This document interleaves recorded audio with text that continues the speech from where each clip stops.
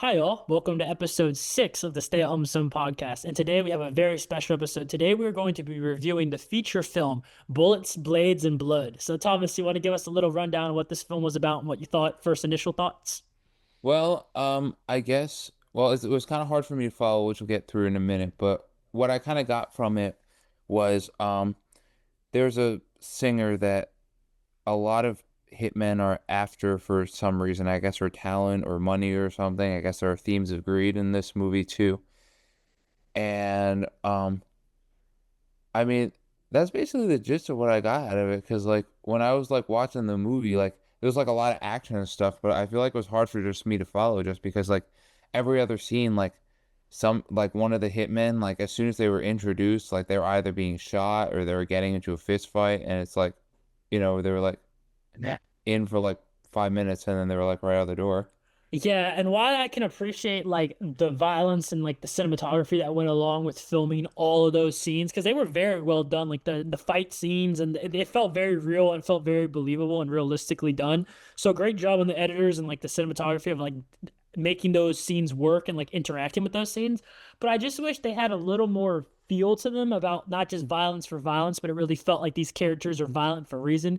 Because I agree with what you said, Thomas. It kind of felt like they were just everyone was just starting to shoot at each other, and it was so much like it's so much villains and victims and just all this stuff. It was kind of hard to follow with that, but I really did like the cinematography because it gets pretty hard to like choreograph those violent scenes and like the gunfire and all that. So they did an amazing job with that. But I just wish they didn't do it so much. I guess that's what I can say about it. They almost overdid it. It's like they were really good at it, but maybe develop it a little bit and then have it like that because it will make it even better. Because it's almost like if you're going to do it so much, if you're so good at it, do it when it really matters. Don't just do violence. I'm not a big fan of violence for violence. Yeah, they also just kind of like happened like randomly. Like one happened at like a warehouse or a Home Depot or something. Like, what? Wait, where do we get there? Yeah, it just felt like every 2 seconds. I mean, it was kind of funny though. Like I thought some of the scenes were really funny. Like I thought the main antagonist, the dude that was like kind of the boss of everyone, I thought he was pretty well written. But I just felt like some of the characters just seemed kind of forced on it. It's just like it was just they were just there to commit violence. I would just like maybe like to see a little more of the backing of those characters. Like why are they really doing this? It just felt like it was kind of hard to like Well, really. Yeah, one of the go ahead, Thomas. hitmen gave a donation to a homeless guy from money he made from a hit. I thought that was really funny. Yeah, I thought it was hilarious. I thought the very Indian scene too, where the guy blew up, was funny too. After he got him out the car, it was a good movie. I enjoyed it. I thought it was kind of comedic, and I think that's kind of what they were going for. Also, I really liked the music selection. I kind of want to know how much money they put into their music budget because there was a lot of songs, and I thought it was pretty good songs. It was like all the way through. They definitely fit the scene. It's like the scenes that needed those songs, they added. It didn't feel cliche. It felt good there. And like I said, cinematography was absolutely amazing, and the acting was solid too. It was just too much violence. And like I'm not like someone who hates violence in film. I think it just needs to be justified. I just felt like there was a little too much of it to justify it. You know what I mean? I completely get what you're saying. I agree with you 100%. Like I said before, it's just Yeah. hard to understand because of that. I mean, because like I said at the beginning, like all I like pretty much like what I got out of the movie was there's a singer and they're after her for some reason. I Yeah. guess it wasn't money. That's why I said I wish they would have spent more time answering that question. Yeah. Okay, well, can we talk about how cool the main character's name is? Marcus Blades. That is like the most badass movie name I've ever heard in my life. That was pretty cool. I will give them credit for the names. I mean, Bullets, Blades, and Blood, and then making the main character's name Marcus Blades. That's pretty sick. That is pretty damn sick. So, Did he I, kill? Did he kill himself in the end? Because like he's talking to the therapist at the end, and then it shows his grave next to, I guess, his wife, right? Yeah, I yeah, his think wife. it's implied that that's like he was going through therapy and couldn't beat it. I thought that was kind of cool. I've seen movies like a lot of crime movies. One of the big ones that a lot of them take inspiration for because I'm personally not a huge fan of crime, and that's why I try not to review it too harshly because I understand that there's things that I just don't appreciate about crime that are actually good about crime. But pretty much one of the main crime movies that everyone tries to emulate is Reservoir Dogs, and what makes Reservoir Dogs so unique is that it's basically you never see the bank robbery. The whole time they're talking about why the bank robbery didn't work out. And it's kind of like a satirical movie where they're like laughing and joking, all these kind of like comedy and pop culture references, kind of like about these guys and why they all couldn't come together. So you're learning the characters, but there's not a whole lot of like crazy violence or anything. And I thought this movie had a little bit of that feel, minus the over the top violence, but like how they went back with the therapist and kind of developed like that. So I thought it was cool because it didn't just start off like, here's what we're trying to do. It's like, this already happened. This is him trying to figure out how he felt about it. So I thought that was kind of cool. Kind of reminded me of Reservoir Dogs a little bit. I personally have never seen Reservoir Dogs, so I can't speak for that. But Yeah, I guess that's a fair assessment. if you don't like crime, you probably wouldn't like Reservoir Dogs. But Reservoir Dogs is an objectively good movie. It's not really the type of movie I would watch, but like I do when I did watch it, I realized like, yeah, this is a good movie. It's just not my genre, but it is a good movie. And this movie did remind me of that movie. So I mean, I think one of the other things that I kind of noticed was like you said, like the bomb explosion was like kind of funny. Like there was like one scene that pointed out to me, like there like towards the end, I guess the middle end, if you want to call it that. Like one of I there another I don't know, the 50th hitman that got shot or whatever, right? And it's like her reaction was like so inauthentic. She's like, "Oh my God, he's dead." Yeah, I thought it was weird. The acting was kind of like on the spectrum. We had some characters that were like really good. I almost felt like the movie had too many characters. Like I felt like if they would have taken out some of the characters and just kept less, it would have been more actually more in this situation because there was just so many characters and I felt like it was hard to develop them. Like it was kind of like it was just that was a huge acting level. Like you could see where the guys who were really good at acting were, that you could see the ones that were kind of like newer at it were. And I just think that like, when you get a first when you start to make a film, it's easy to say, oh, I want to put all this money aside and get these people in it. And sometimes I would tell filmmakers, like, it's really more important to be able to manage what you can have. And when you have all those different people, if you don't have super fleshed out characters, it's really hard to get a good performance of them. So I would recommend if I was to remake this movie, because this movie was good. I enjoyed it. And I think it has potential to do great on the festival circuit. But if I was directing it, I would have cut the cast down probably by like 45%, honestly. I would have made it like a four-man, five-man movie. I think I would have done that, and I would have also focused more towards the end of the movie because they had like glimpses of like infighting between some of the hitmen, but it didn't work just because there were so many of them. So I think that really could have been more impactful if there were like only like four or five of them, like you said. Yeah, it's always better to have less characters that are well developed than a bunch of characters where there's only like a few that are developed. Because like, I mean, if I took like six of those like Hitman people characters out, the movie still would have been the same, you know? So it's like, why have people that aren't really adding to the story, you know? And I feel like I don't see because like the central part of this is like they're all after this singer, but like I don't see her that much outside of like one performance and like when she goes into the hotel rooms with like the people that are trying to kill her. Yeah, it was weird. I almost felt like the movie was more of like a dramatic comedy than it was like a hard hitting crime because I found myself laughing more than it. And that doesn't mean it's bad. Like I was laughing because it was enjoyable, but I just feel like sometimes when people try to make a crime film, if you don't have it so developed where you don't understand why this violence is happening, and like we have a rough understanding of why it was going on, but it's just tricky sometimes.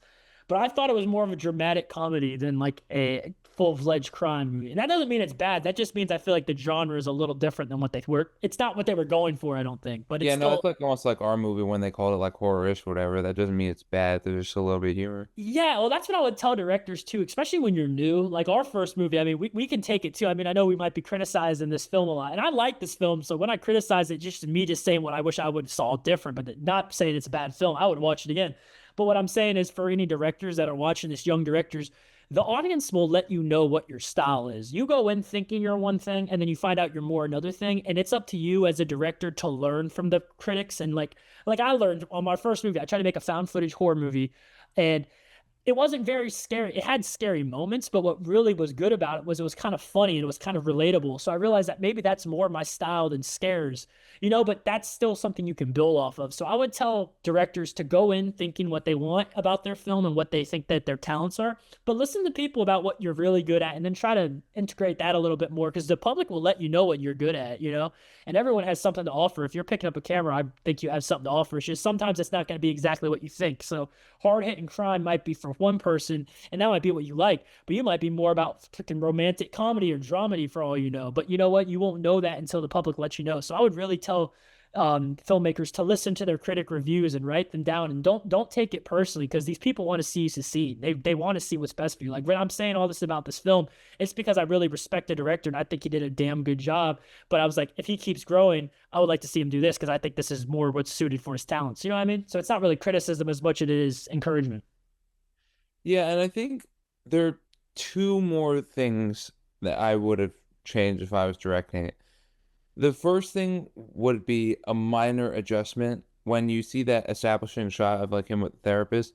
I would change that up just a little bit because like when you go to like therapy sessions and stuff, they try to make it like as inviting as possible. So like the room is like open, you have like a couch, make you feel comfortable. Like I thought this was like an HR meeting at first. It's like desk to desk, and like that's how therapy sessions go because like the therapist wants you to like feel that you can open up to them, not that you're being interrogated by HR. Yeah, that's a good point. Like sometimes little things like that, like scene building and like making a scene look like what it is good. Because yeah, I felt more like an HR meeting, and I think they were trying to tap into like that professional feel. But since it's a therapist, it needs to be a little more, relaxing, comforting. So I get that because I thought it was more like an HR meeting too. I think that's a good point you made for sure. And I think the last thing I would have fixed was like some of the audio issues. Like some of the audio was not matching in that first flashback scene. Yeah, that's a good point that you mentioned too, because we were talking about that in the chat. They did the flashback scenes, and I do like flashback scenes. I'm a big fan of them in films. I think they serve a purpose, but I feel like you have to really set it right with the audio. I felt like sometimes the audio was flat because I feel like they took out the background room noise, but it's important to have that room noise because that's what gives it life. So sometimes it's best to have a flashback scene. Like let's like theoretically, let's say we're at dinner and we're talking about something that happened before, right? We could show what's happened before, but if we have that ambience of us talking about it with the maybe music playing from the restaurant in the back, like Italian music, I'm singing the dang Club Penguin pizza song. Oh my gosh! But anyway, but imagine that, and you hear like the dishes clanking and people walking in the background, like light people talking, and then you show that. Like this is just like a rough scene, but like if you saw that, you would really say, "Wow, I'm going back there, but I'm still in the restaurant," because it shows you that you're still in the restaurant audibly, but visually you're seeing the flashback, so it makes it very real. So I would tell directors that when you're doing flashbacks, don't be afraid to do them, but really make sure you're selling it with the audio because you can't just flatten out that audio and play it over because it just seems kind of odd. So I would say dip into that room tone, dip into that natural ambience, and then put that VO on top of it, and it will make it really good. But I applaud the director for taking those liberties because it's hard to say let's do a flashback scene. There's a lot of moving parts, and I just think if they would have tweaked it just a bit with that, it would have served it a lot better for sure. Yeah, definitely. I think they would have had. I think they would have had to rely on. I like you. I mean, even though you said the music was good, they would have had to rely on music less if they just add some of that natural sound, like the restaurant in poster. For sure. But like I said, I think he's a very talented director. I think he seems like a cool person to work with. And it's doing good on the festival circuit. I saw on Facebook he was recently at a festival for it. So I'm proud of you for that, man. That's awesome. Keep doing your thing. And I know we might have criticized it a bit, but all in all, it was a great film and you got a lot of potential. So keep doing your thing. And these are just some little things from some, we make films too if you're watching this. So we kind of have a little bit of insight on this. So this is just us just sharing what we know a little bit too. Yeah, no, definitely. Like I said, like you said earlier, like we're not really like crime film people, I guess per se, but I did definitely enjoy watching it. I thought there was a mix of action, comedy. Yeah.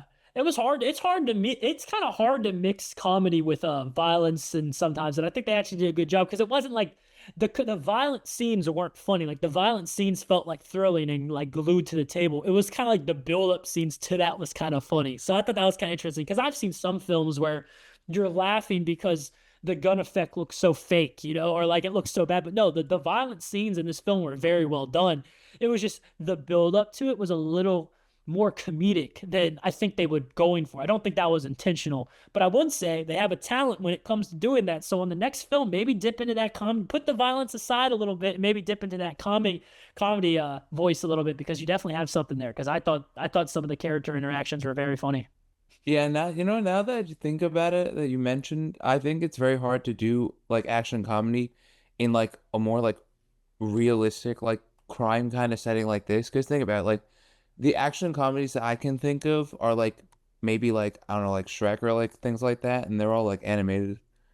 Yeah, it's hard, but I like what they're doing. I think he's got a lot of potential. And like I said, I don't do ratings, but I would give this a solid grade if I did, and I would watch it again. I would recommend people to watch it again. Bullets, Blades, and Blood. So, Thomas, you got any last final words on this film? Um, Overall, there like I said, there were some critiques that we had, but I think overall enjoyed I enjoyed a lot of the scenes. Like even though it was well, I feel there was like too much action. I feel like it was good, very well drawn out, and I like a lot of I liked a lot of the choreography, like you said. Yeah, I thought it was very good on that. Cinematography was awesome. Choreography on the violent scenes were good, and some of the key characters were really good. But I just feel like maybe a few less characters next time. And I will say there was one blood scene that kind of looked like blood that was like you know entered in post, but like the rest of them had like some pretty because like it's like splattered and it's like C you could kind of tell it was like CGI because like it didn't go back on their face like. yeah, I get what you're saying. It's there's some scenes like that, but sometimes with budget restraints, it gets kind of hard to do it. But sometimes it's like think about like when I make a film, the first thing I think about is like, okay, do I want to do this? Yes, and can I afford to do this? And can I afford to do this without cutting corners? And then a lot of times, if I can't afford to do it without cutting corners, I would just write it out because I don't want to make it look not as good as it could be if I can't afford it. So I would just tell directors stuff like that. But all in all, like I said, great film. I would definitely recommend it. I would watch it again. And I did those are just a few little tweaks we would have if we directed it. But all in all, I hope you all enjoyed today's episode of our review of Bullets, Blades, and Blood. Y'all go check it out. I'll link it in the description below. And remember to stay at home.